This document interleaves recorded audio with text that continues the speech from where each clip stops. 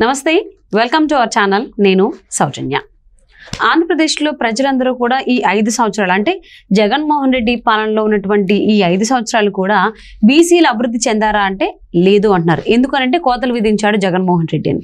మరి ఏంటి ఆ విధించినటువంటి కోతలు? ఈ అంశానికి సంబంధించి మనతో మాట్లాడడానికి, వారి విశ్లేషణని మనతో పంచుకోవడానికి ఈరోజు మనతో పాటు ఉన్నారు senior journalist, senior political analyst CS Rao గారు ఉన్నారు. వారితో మాట్లాడదాం. నమస్తే రావు గారు. నమస్తే. జగన్మోహన్ రెడ్డి విధించినటువంటి కోతలేంటి బీసీలు అభివృద్ధి చెందకుండా ఉండడానికి?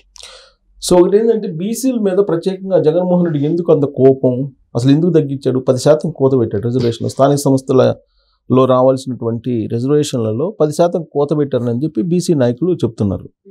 కానీ బీసీ నాయకుడిగా ఉన్నటువంటి ఆర్ కృష్ణయ్య మాత్రం జగన్మోహన్ రెడ్డికి మద్దతు పలుకుతూ ప్రచారం చేస్తూ ఉన్నాడు. ఆర్ కృష్ణయ్య రాజ్యసభ సభ్యుడిగా ఉన్నారు. ఇప్పుడు అవకాశం ఎవరు ఇచ్చారు? వైఎస్ఆర్ కాంగ్రెస్ పార్టీ ఇచ్చింది. ఆయన చూపించి బీసీ ఓట్ బ్యాంక్ని 2019లో ఆల్మోస్ట్ కొల్లగొట్టింది. సో ఆయన 2019లో గెలిచిన తర్వాత జగన్మోహన్ రెడ్డి ఆయనకి రాజ్యసభ ఇచ్చారు. ఎందుకంటే బీసీలందరినీ కూడా వైఎస్ఆర్ కాంగ్రెస్ పార్టీ వైపు మొగ్గు చూపేలా చేశాడు ఆర్ కృష్ణయ్య అనేటువంటి ఆలోచనతో. సో ఇప్పుడు ఆర్ కృష్ణయ్య అసలు ఎందుకు చేస్తున్నట్టు ఆయనకి అని అంటే కేవలం రాజ్యసభ ఇచ్చారు కాబట్టి.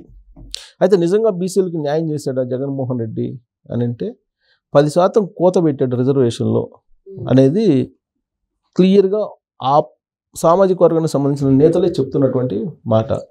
ఎందుకు బీసీలు అంటే జగన్మోహన్ రెడ్డికి లేదా వైఎస్ఆర్ కాంగ్రెస్ పార్టీకి ఒక రకమైనటువంటి వివక్ష అనే దాని మీద చర్చ జరుగుతుంది. బీసీలు మొదటి నుంచి కూడా తెలుగుదేశం పార్టీకి వెన్నుముకగా ఉన్నారు. ఎన్టీ రామారావు పార్టీ పెట్టిన తర్వాత తెలుగుదేశం పార్టీకి సాలిడ్ ఓట్ బ్యాంకు ఏది అని అంటే సామాజిక వర్గాల వారీగా ఎక్కువ మంది చెప్పేటువంటి అభిప్రాయం ఏంటంటే కమ్మ సామాజిక వర్గం, ఎలాగో అది ఉంటుంది.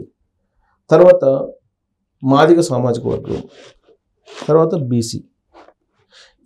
ఈ మూడు బీసీ, మాదిగ సామాజిక వర్గం, అలాగే కమ్మ సామాజిక వర్గం solid vote bank, core vote bank అని చెప్పి అంటూ ఉంటారు. అప్పుడు ఉన్నట్టు Congress party core vote bank ఏంటంటే ఎస్సీ, మాల, రెడ్డి అనేది వినిపిస్తూ ఉంటుంది. ఇక మారినటువంటి పరిణామాలు చాలా ఉన్నాయి కదా. మారినటువంటి పరిణామాలకు అనుగుణంగా ఒకసారి అటువైపు వెళ్తుంటారు, ఒకసారి ఇటువైపు వెళ్తుంటారు మిగిలినటువంటి క్యాస్ట్లు, సామాజిక వర్గాలు. సో ఇప్పుడు మారినటువంటి పరిస్థితుల్లో ఎన్డీఏ ఏర్పడింది ఆంధ్రప్రదేశ్లో. ఎన్డీఏ ఏర్పడినటువంటి క్రమంలో బీజేపీకి సాలిడ్ ఓట్ బ్యాంక్ ఏంటి? బ్రాహ్మణు, వైశ్య వీళ్ళు ఉండేవాళ్ళు అనేది కోర్ ఓట్ బ్యాంక్ చెప్తూ ఉంటారు. సో ఇప్పుడు ఎన్డీఏలో భాగస్వామిగా తెలుగుదేశం పార్టీ, జనసేన ఉంది కాబట్టి ఇప్పుడు కోర్ ఓట్ బ్యాంక్ ఏదవుతుంది?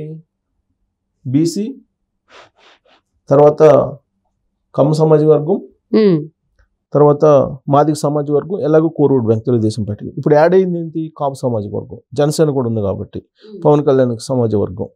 తర్వాత బీజేపీకి ఉన్నటువంటి కోర్ ఓట్ బ్యాంకు బ్రాహ్మణు, వైశ్య. హిందూ అనేది వినిపిస్తుంది కాబట్టి అది హిందూ అనేది అందరికీ ఉంటుంది. బట్ కోర్ ఓట్ బ్యాంకు బ్రాహ్మణు, వైశ్య, ఈ కామ సామాజిక వర్గాలు మొత్తం కూడా ఇప్పుడు కూటమికి కోర్ ఓట్ బ్యాంక్ కనిపిస్తుంది. ఇటుపక్క ఏముంది? వైఎస్ఆర్ కాంగ్రెస్ పార్టీ ఉంది. YSR Congress party core vote bank ఏం కనిపిస్తుంది? ఎస్సీ, మాల, రెడ్డి, ఇయే కదా కనిపిస్తుంది. క్రిస్టియానిటీ అనేది క్రిస్టియానిటీ కనబడితే ఇక్కడ హిందూ కనబడుతుంది, హిందుత్వ కనిపిస్తుంది. సరే, ఇక మైనారిటీలు ఉన్నారంటే మైనారిటీలు బీజేపీకి వ్యతిరేకంగా ఉంటారు, బట్ తెలుగుదేశం పార్టీకి అనుకూలంగా ఉంటారు. కోర్ ఓట్ బ్యాంక్ అని చెప్పలేము ముస్లిమ్స్ని. కారణం ఏంటంటే ముస్లిమ్స్ గతంలో కాంగ్రెస్కి ఉండేవాళ్ళు, ఆ తర్వాత వైఎస్ఆర్ కాంగ్రెస్ పార్టీ కొంత షిఫ్ట్ అయింది, కొంత ఏమో తెలుగుదేశం పార్టీకి వెళ్ళింది. సో వాళ్ళు అటు ఇటు 50-50 ఉంటారు ముస్లిం ఓట్ బ్యాంక్ అనేది ఆంధ్రప్రదేశ్లో ప్రత్యేకించి. సో కాబట్టి ఈ కోర్ ఓట్ బ్యాంక్ ఏదైతే ఉందో ఎన్డీఏ కూటమికి, దాంట్లో ప్రధానమైనటువంటిది బీసీ. ఈ బీసీకి సంబంధించి తెలుగుదేశం పార్టీకి వెన్నుముక. ఆ వెన్నుముక మీద దెబ్బ కొట్టాలి అని చెప్పి జగన్మోహన్ రెడ్డి భావించి 2019లో ఆయన ఏం చేశారంటే ఒక విస్తృతమైనటువంటి ప్రచారం ఒకటి చేశారు. ఆ రోజు చంద్రబాబు నాయుడు తీసుకున్నటువంటి ఒకే ఒక నిర్ణయం జగన్మోహన్ రెడ్డి చేసినటువంటి అస్త్రానికి చిక్కిపోయింది. ఏంటంటే దేశవ్యాప్తంగా అగ్రవర్ణ పేదలకు 10% రిజర్వేషన్ ఇస్తామని చెప్పి నరేంద్ర మోడీ ప్రకటించాడు. అప్పుడు చంద్రబాబు నాయుడు ఏం చేశాడంటే ఆ 10%లో నేను 5% కాపులకు రిజర్వేషన్ ఇస్తాను అని అన్నాడు. కాపు రిజర్వేషన్లు ఇస్తాను అని చెప్పి చంద్రబాబు నాయుడు హామీ ఇచ్చారు 2014 ఎన్నికలకు ముందు. సో కాబట్టి ఈ 10%లో నేను 5% ఇస్తాను అన్నాడు. కాపు ఆ మాట అనకుండా 5% నేను కాపులకు ఇస్తాను అని చెప్తే అది వేరు. కానీ ఈయనేమన్నాడు 10% అగ్రవర్ణ పేదలకు ఇచ్చినటువంటి దాంట్లో నేను 5% ఇస్తాను అని చెప్పి అన్నారు. దాంతో బీసీలు దూరం అయిపోయారు. ఎందుకు దూరం అయిపోయారంటే చూసారా మీ రిజర్వేషన్లు తీసి ఇవ్వడానికి ప్రయత్నం చేస్తున్నారు అని చెప్పి వైఎస్ఆర్ కాంగ్రెస్ పార్టీ ఆ రోజు చేసినటువంటి ప్రచారం. దాంతో మంజునాథన్ కమిటీ చేశాడు చంద్రబాబు నాయుడు. మంజునాథన్ కమిటీ సిఫారసుల మీదకి ఇస్తానని చెప్పి ఆ బీసీలో సంబంధించిన రిజర్వేషన్లు ఏదైతే వాళ్ళు లబ్ధి పొందుతున్నారో దాంట్లో నుంచి తీసి ఇచ్చేటువంటి ప్రయత్నం చేస్తున్నాడని గందరగోళం సృష్టించారు జగన్మోహన్ రెడ్డి.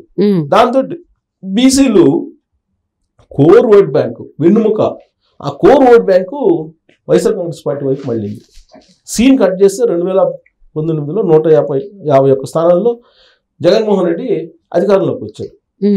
ప్రధానమైనటువంటి డ్యామేజ్ ఏందంటే 2019లో ఇదే. ఇప్పుడు తీరా ఎన్నికలు అయిపోయింది 2019లో అధికారంలోకి వచ్చాడు జగన్మోహన్ రెడ్డి. వచ్చిన తర్వాత ఆయన ఏం చేశాడు, బీసీలకు నేను అండగా ఉంటాను అని చెప్పాడు. తర్వాత ఈ రిజర్వేషన్లకు సంబంధించి కాపులు అడిగితే మాకు 5% రిజర్వేషన్ ఇస్తానని ఆయన కూడా అన్నాడు. ఇస్తానన్నావు కదా అని అంటే ఆయన సుప్రీంకోర్టు సెంట్రల్ పరిధిలో ఉంది, నాకు సంబంధం లేదు, ఇది సెంట్రల్ పరిధిలో ఉన్నటువంటి అంశాల జోలికి నేను వెళ్ళనని చెప్పి నైస్గా స్కిప్ అయిపోయాడు. స్కిప్ అయిపోవడంతో బీసీలు జగన్మోహన్ రెడ్డితో అలా కంటిన్యూ ట్రావెల్ అయ్యారు.